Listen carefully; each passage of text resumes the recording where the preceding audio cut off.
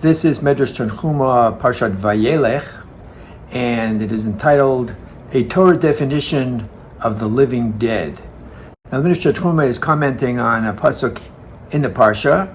It says, "Vayomer Hashem Moshe, Hein kirvu yomecha lamus." So literally means, behold, your days have come close to dying. So you all know that this is sort of a signal in the Torah where it talks about the days of your life. So that's talking about the quality of life, because you can live many, many years but not achieve a quality life.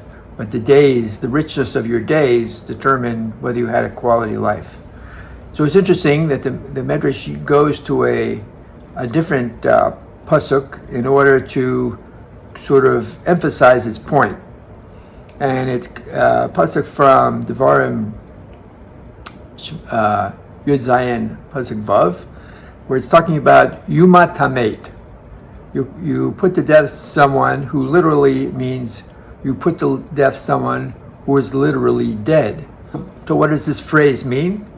The Gemara comments this, the Midrash comments at this, and basically says, what is a living dead? Shoreach hamazorechat ve'enu mavarech yotzer or. Shokat ve'enu mavarech ma'ariv aravim. Ochel v'shoteh ve'enu mavarech.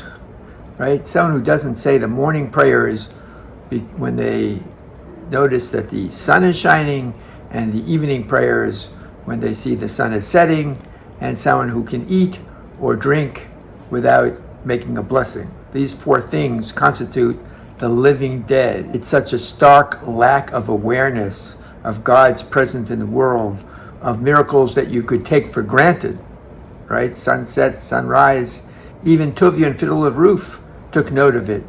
But these are things that happen every day and you can take it for granted, yet this becomes the definition of Yumat Tamet, someone who's living a life as if he's dead to spiritual reality and awakening. And of course, the same thing with eating and drinking and not knowing the source of your blessing and the source of your sustenance. So this is a short piece, but an important piece. It comes obviously very much at the end of the Torah, before Yom Kippur, when we are assessing how we are living a life and what values we are carrying. I heard in the name of Rav Kook that we talk about chet as being an arrow, that if you sin, you're shooting an arrow off the mark.